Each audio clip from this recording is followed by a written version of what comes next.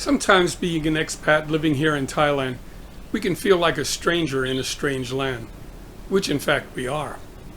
Today I'm going to list 12 do's that we can do to help our daily interactions go a bit more smoothly. These are the do's. In another video, we'll do some don'ts. Well, let's get started.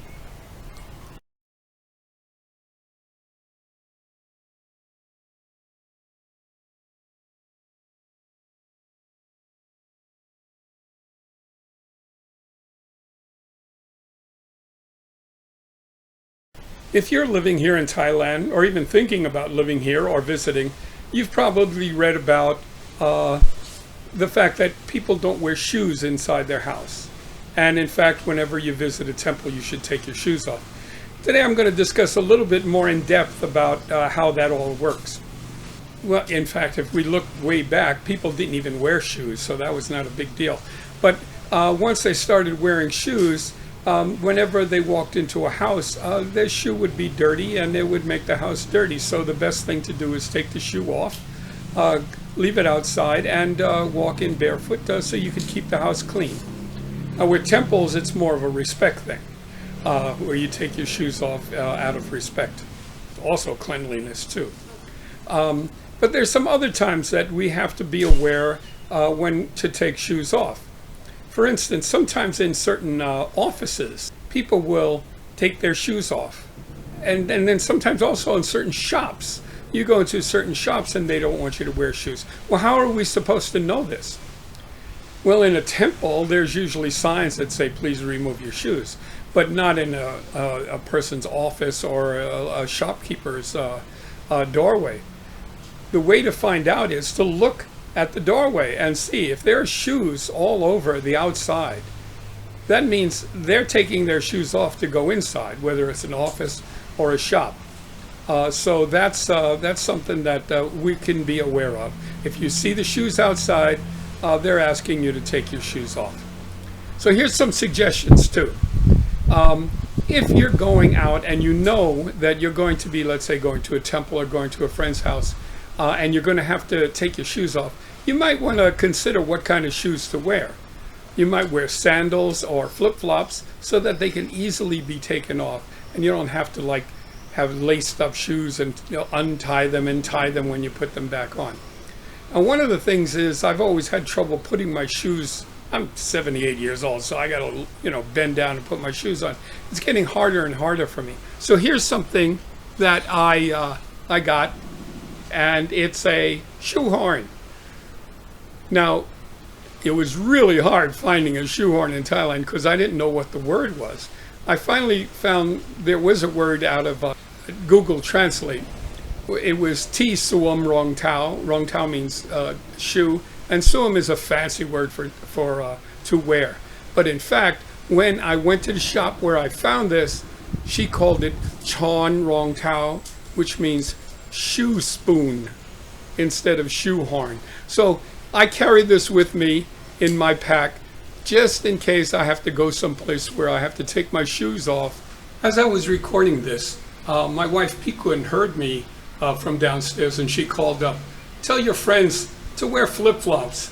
It makes life a lot easier." And I agree with her. There's also one thing I failed to mention.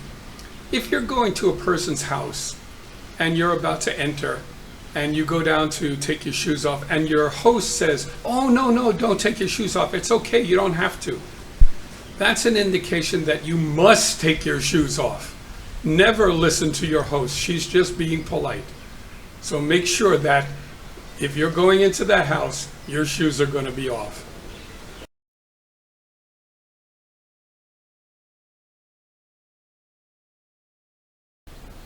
I'm sure you already know that when Thais greet each other, they don't shake hands. Why? In fact, as an English teacher here, at least once a year, I would get my students together and show them how to shake hands. When do we why? Who do we why? And we'll get to how do we why. So we'll do this very quickly. It's very easy to understand. When you're meeting new people, and you're younger than them, you why them. When you're meeting an old friend you haven't seen in quite a long time, and you're younger than them, then you why them. And whenever anybody whys you, you must why them back. Don't ever, it's like somebody going for a high five and not giving you a high five. It's a real, you know, it's not something that you want to do. Don't why children, they why you. And here's a thing that works pretty good. When a young person whys you, they they'll come and they'll bow their heads at you, and you don't want to why them back, because we don't why children. Well, one of the things you can do is take your palm and put it out like this, and let their why go into your palm. You're accepting their respect. It's really, really nice, and the parents will love you for it. Okay, so let's get to how to why. It's very interesting because the why, where hands come together, but look at the shape that it's in. A lot of people will say that this is the shape of the lotus flower, and that, of course, in Buddhism is a big deal. But there's a lot of different kinds of whys. There's a really deep why and a really high why and all that. Well, you don't want to get into all that trouble. Here's what we should do as expats. Put our hands together in the shape of a lotus flower, put it right under our chin, and then bow our head. And that is showing a lot of respect, but not too much respect. So again, putting the hands together, putting them right against your chest, and then bow your head a little bit.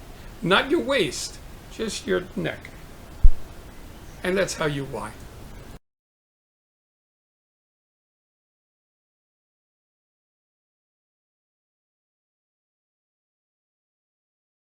Today I'm going to talk about the language of utensils in Thailand. Many of us are familiar that the Thais eat with a spoon and a fork. Spoon is on your right side or your left side if you're left-handed. Fork is on the other, and you push the food onto your spoon. No knife is needed in Thailand because the meats and the vegetables are all usually chopped up into smaller pieces, so you can just push them with the rice onto your spoon. By the way, no one here eats rice in a plate with chopsticks. Even the Chinese don't do that, and I know. Chopsticks are used with a bowl, and then you kind of shovel rice into your mouth, and you can pick things up easily. But you can't eat rice from a plate with chopsticks. It just doesn't work. Also, I see some visitors, usually tourists, who try to eat their rice dishes with a fork, going like this, and their rice falls off and they don't get much in their mouth. So the way the Thais do it is spoon and fork. And by the way, that's not a very old custom. It's maybe about 100 years old. Prior to that, Thais ate with their fingers, like almost everybody in Asia, in India, in the Arab countries. They eat with their fingers. And even in Thailand, some of that's left over because the people in the north and the people in the northeast eat a lot of sticky rice. And sticky rice really can't be eaten with utensils. It's eaten with your fingers. But to get back to the language of utensils. Let's say we're going out with some friends. Thais like to go out to restaurants, and they usually, if they're going to invite a friend, they won't go to their house. They don't really do a lot of stuff at home. They'll go to a nice restaurant. And when you go to a restaurant, usually you're going to have rice in a plate. You're not going to go to a noodle restaurant. That's for lunch. But when your friend wants to take you out to something nice, it'll be at a nice restaurant with rice and a lot of other things in the middle. The Westerners call that family style, which it's just normal Asian style. But here's the language of the utensils. When you're eating and you're not finished yet, this is how you lay your utensils. Just sort of, I don't know, is the word akimbo appropriate here? They're sort of kind of flopped around like that. When your host sees that your utensils are like that, it indicates that you're not finished yet, you're still hungry. And quite often, a good host will pick out some of the best pieces that are left over and bring them and put them into your plate. I never liked that. I always felt uncomfortable, but that's a custom in there. The host is being very, very polite to you and very trying to helping you out. Well, let's say you're full and you don't want any more, and your plate is like this, and your host says, well, he's still hungry, because that's the communication that you're giving. I better put some more food into his plate. And then they start putting food into your plate, and you're not going to be happy with that. So how do you indicate that you're full? What the Thais will do is line up the spoon and fork like this, lay it down in your plate like this. When your host sees that, that communicates to him or her that you are full. So whenever you're going out with some Thai friends and you want to indicate that you've had enough, you don't want any more, this is how you lay your spoon and fork, and no one will pick up anything more.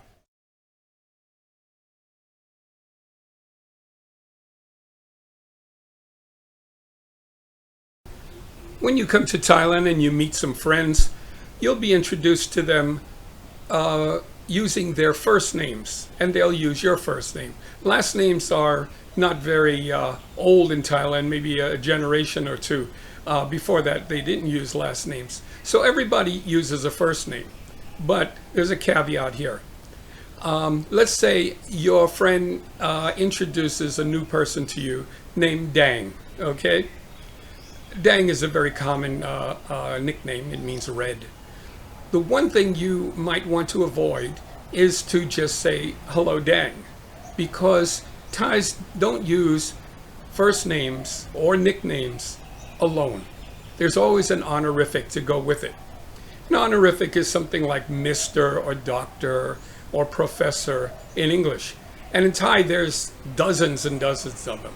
So you have to judge the age of Dang, and the best thing is to say Kun Dang. Kun means Mr., Ms., or Mrs.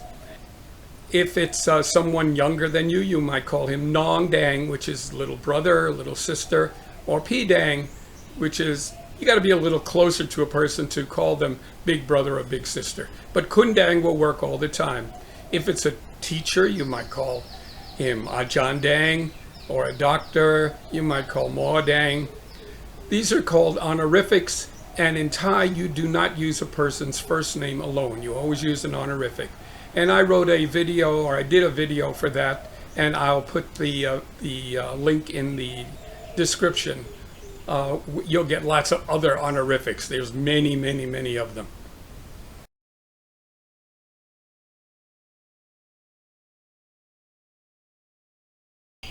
As is the custom with most cultures, when we go visit somebody at their house, we don't go empty-handed. We might bring some flowers or some fruit, a bottle of wine. If the flowers and fruit come from our own garden, then that's really cool. The host will really appreciate that. But occasionally we're going to bring a present, a wrapped present. It might be a birthday or a housewarming or something. Christmas, New Year's here. We would take the time and choose out a really nice present that we think our friend would like and wrap it up really nicely. We bring it to our friend, and there's a little bit of off-putting in the Thai culture for foreigners. We'll give our present to our friend. Our friend will say, thank you very much, and take the present and put it aside. Maybe put it on a table or put it away. Now in the Western cultures, we're expecting that person to say, wow, thank you very much, and then immediately open that present and take a look at it Of course, they're going to say how much they love it and then, you know, let you know they appreciate it. In Thailand, this doesn't happen. They put the present away. And for a lot of us, even for me, when I first came, that's quite off-putting. I thought, wow, I took all the trouble of choosing that present and wrapping it, and they're not even interested. No, that's not it. It's just a custom that they do not open the present right away. They put it to the side, and later we'll open the present and maybe let you know how they feel about it. So if this happens to you, don't be off-put. It's just normal Thai culture.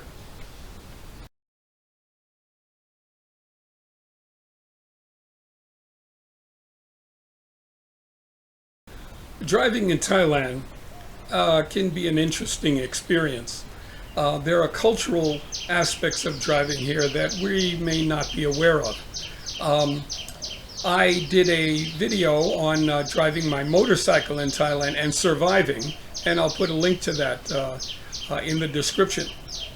But I'm going to talk about an interesting phenomenon that happened to me once, blew my mind, but now I'm very aware of what's going on. Here's the situation.